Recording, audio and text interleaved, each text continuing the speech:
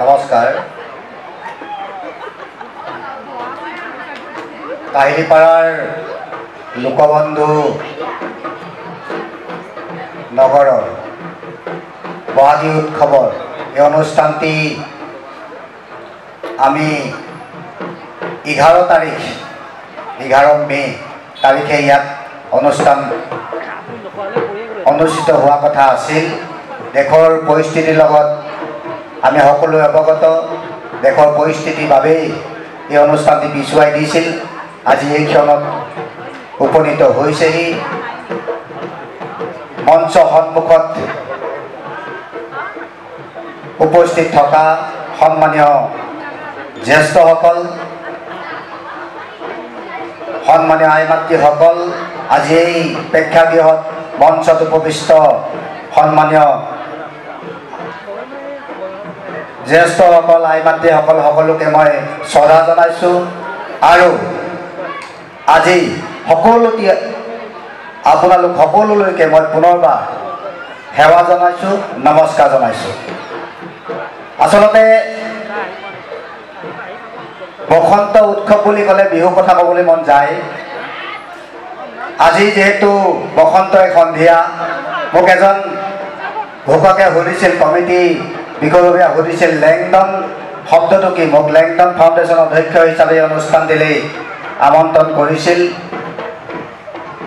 এই লেংডন শব্দটি হৈছে মই বৰগোহাঁই বংশধৰ আহোম জনগোষ্ঠীৰ এটি শব্দ। লেংডন হৈছে উপাস্য দেৱতা, নেদেখা জন। আহোম জনগোষ্ঠীয়ে ভগৱানক বিশ্বাস কৰা নাছিল, সেইবাবে লেংডনক তেখেতলোকে মানিছিল, উপাস্য দেৱতা হিচাপে লৈছিল। নেদেখা জন বুলি আপুনি ক'ব পাৰে, উপাস্য দেৱতা থাকি গৈছে। এই অনুষ্ঠানটি আজি এই ক্ষণত উপস্থিত কৰা আমাৰ সন্মানীয় যি কমিটি, সন্মানীয় সভাপতি মহোদয়, প্ৰমুখ্যকাৰী সম্পাদক মহোদয়, সকলো বিষয়ববীয়া সদস্যলৈকে পুনৰবাৰ কৃতজ্ঞতা আৰু ধন্যবাদ জ্ঞাপন কৰিছোঁ। মই ইয়ালৈ আহোঁতে চমুকৈ কম, বেছি দীঘলীয়া নকৰোঁ। ইয়ালৈ আহোঁতে দুজন যুৱকক লগ পাইছিলোঁ। তেতিয়া মই সেই দোকান এখনত পানী বটল এটা ল'বলৈ সোমাইছিলোঁ। তেতিয়া যুৱক দুজনক মই পাইছিলোঁ। যুৱক দুজনে মোক সুধিছিল, 15-16 বছৰীয়া দুজন যুৱক, দাদা বিহুলৈ যায় নেকি? তেতিয়া মই ক'লোঁ হয়, বিহুলৈ যাওঁ। তেতিয়া তেখেতে ক'লে আৰ্টিষ্ট কোন আহিব? মই ক'লোঁ মই নাজানো। তেতিয়া মই তেখেতক সুধিলোঁ, নতুন প্ৰজন্মৰ যুৱকজনক, বিহু মানে তোমালোকে আৰ্টিষ্ট অহা এটি অনুষ্ঠান বুলি ভাবা নেকি? তেতিয়া ক'লে হয়, আমিতো সৰুৰ পৰা দেখি আহিছোঁ, বিহু মানে সংগীত অনুষ্ঠান, সাংস্কৃতিক অনুষ্ঠান। আজি বিহুৰ লগত যিহেতু এই বসন্ত উৎসৱৰ বাবে মই কথাখিনি ক'ব বিচাৰিছোঁ। বিহু মানে আমি সংগীত অনুষ্ঠান, নতুন প্ৰজন্মই যি বুলি ভাবিছে যে বিহুৱেই সাংস্কৃতিক অনুষ্ঠান, বিহু মানে সাংস্কৃতিক অনুষ্ঠান, এই পৰিৱেশ আমি আঁতৰাব লাগিব নতুন প্ৰজন্মৰ মন মগজৰ পৰা। বিহু অতীতক আমি বিশ্লেষণ কৰিব লাগিব। বিহু অতীত কি আছিল, বিহু ক'ৰ পৰা সৃষ্টি হৈছিল, এই বিষয়ক আমি নতুন প্ৰজন্মক জ্ঞান দিব লাগিব। দায়িত্ব আপোনাৰ, মোৰ আৰু আমাৰ সকলোৰে দায়িত্ব আছে। অতীতত বিহু কি আছিল? যেতিয়া অষ্ট্ৰিক আৰু মংগোলীয় লোকসকলে নদী পাৰত বসবাস কৰিছিল, তেতিয়া তেখেতলোকে খেতিৰ বাবে পেটৰ তাৰণত খেতি কৰিবলৈ লৈছিল। হাবিৰ মাজত তেতিয়া আজি নিচিনাকৈ ৰাস্তা পদূলি নাছিল, হাবি জংঘল আছিল, এই গাড়ী মটৰ নচলিছিল। এই হাবি জংঘলত তেখেতলোকে খেতি তাৰণত পেটৰ তাগিদাত খেতি কৰিছিল। আৰু তেতিয়া স্বতঃস্ফূৰ্তভাৱে এটা শব্দ নিগৰি গৈছিল। সেই শব্দ পাৰ পৰৱৰ্তী পৰ্যায়ত বিহু সৃষ্টি হৈছিল। পৰৱৰ্তী পৰ্যায়ত আপুনি মই সকলোৱে জানো। মই এই কথাখিনি এইবাবেই ক'ব বিচাৰিছোঁ, একাংশ নতুন প্ৰজন্মই আজি নজনা হৈছে বিহু তাৎপৰ্য, বিহু বিশ্লেষণ, বিহু অতীত।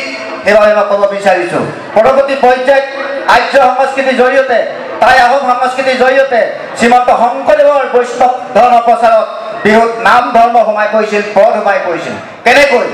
দেউতাৰ পদূলিত গোন্ধাইছে মাধুৰী, কেতেকী মলে মলাই ঐ গোবিন্দই ৰাম, এনেধৰণৰ এইবিলাক পদ হয়। তাৰ পিছৰ পৰ্যায়ত কি হৈছিল আমি সকলোৱে জানো।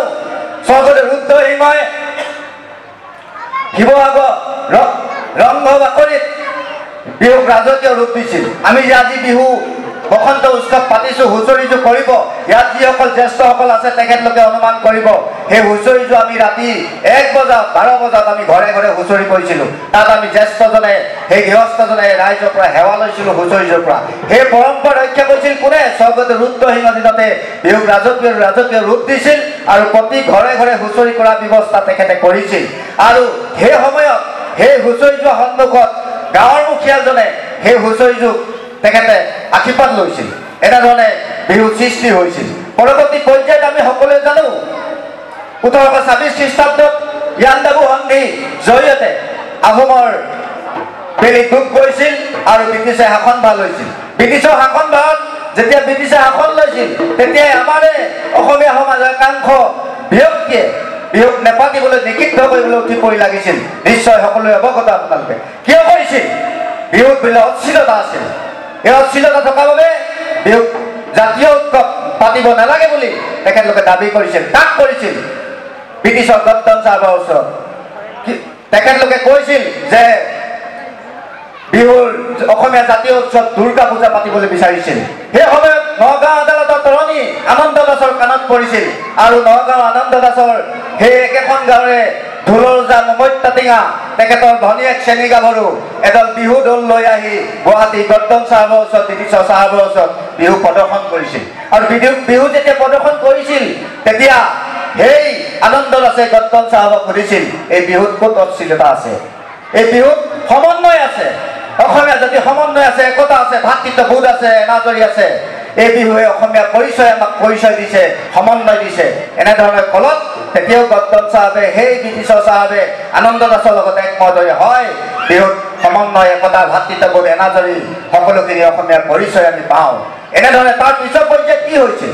1918 চনত শিৱসাগৰত সেই মঞ্চ বিহু, গছৰ তলৰ বিহু যি বিহু আছিল, হাবিত পৰা বিহু মঞ্চত উঠিছিল 1918 চনত শিৱসাগৰত। তাৰ পৰৱৰ্তী পৰ্যায়ত 1927 চনত তেজপুৰত বিহু মঞ্চত উঠিছিল, 1934 চনত গোলাঘাটত বিহু মঞ্চত উঠিল, 1935 চনত দেৰগাঁৱত বিহু মঞ্চত উঠিল, ডিব্ৰুগড়ত গৈ বিহু মঞ্চত উঠিল, লণ্ডন পালেগৈ বিহু মঞ্চ বিহু। পৰৱৰ্তী পৰ্যায়ত 1952 চনত আমাৰে সিংহ পুৰুষ ৰাধা গোবিন্দ বৰুৱাৰ নেতৃত্বত গুৱাহাটী লতাশিল খেলপথাৰত বিহু মঞ্চত উঠিল। এই বিহু মঞ্চ বিহুৱে আপুনি মই আৰু আমি আজি উপভোগ কৰি আছো। কিন্তু দুখৰ বিষয়, বিহুৰ লগত যিবিলাক আমাৰ বাদ্যযন্ত্ৰ এতিয়া প্ৰচলিত হৈ আছে তাত আমি গুৰুত্বহীন কৰিছোঁ। যেনেকৈ ঢোল, পেঁপা, বাঁহী, আমাৰ হুঁচৰি প্ৰতিযোগিতা, কুঁৱৰী প্ৰতিযোগিতা আমি নপতা হৈছোঁ। এই যে ল'ৰাটোৱে যুৱকজনে সুধিছিল, 15 বছৰ যুৱকজনে মোক যে আহোঁতে সুধিছিল যে আপুনি আৰ্টিষ্ট কি আহিব? তেখেতৰ গাত ভোগ নাই, তেওঁৰ গাত দুখ নাই, দুখ আমাৰ সমাজখনত।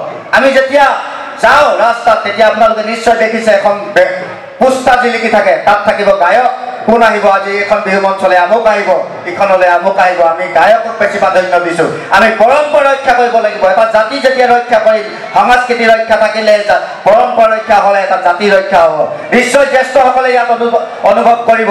তেখেতলোক যেতিয়া সৰু হৈ আছিল তেতিয়া বিহু যেতিয়া পাতিছিল তেতিয়া বিহুত কোনো গায়ক নাহিছিল। মাথো ঢোল বাদন, পেঁপা বাদন, বাঁহী বাদন, হুঁচৰি প্ৰতিযোগিতা, কুঁৱৰী প্ৰতিযোগিতা পাতিছিল। সময়ৰ লগত আমি বিলীন হ'ব লাগিব, সময়ক সন্মান কৰিব লাগিব। সেইবুলি আমাৰ নিজৰ পৰম্পৰা, কৃষ্টি, সংস্কৃতিক জীয়াই ৰাখিব লাগিব। মই এইবাবে কৈছোঁ, ঢোল বাদন, পেঁপা বাদন, বাঁহী বাদন আমাৰ পাতিবই লাগিব। বিহু মঞ্চত আমি ইয়াক নতুন প্ৰজন্মক প্ৰেৰণা আৰু উৎসাহ যোগাব লাগিব। পাৰিম নে নাই আমি দীনবন্ধুৰ এই নগৰৰ পৰা আমি সংকল্প ল'ব পাৰিম নে নাই? অনাগত দিনত ঢোল বাদন, পেঁপা বাদন, বাঁহী বাদন আমি পাতিব পাৰিম নে নাই? তেতিয়া এটা জাতি জীয়াই থাকিব, সমন্বয় থাকিব, সংস্কৃতি জীয়াই থাকিব। বিশেষ দীঘলীয়া নকৰোঁ, সময় অভাৱ। এইভাবে কৈছোঁ এইখিনি কথা। আজি এই বিহু মঞ্চত মই মোক লেংডন ফাউণ্ডেশ্যনৰ অধ্যক্ষ হিচাপে নিমন্ত্ৰণ দিছিল মঞ্চ মুকলিৰ বাবে। সেইবাবে মই এই দুআষাৰ বক্তব্য ৰাখি মোৰ বক্তব্য সামৰণি মাৰিব বিচাৰিছোঁ। ধন্যবাদ।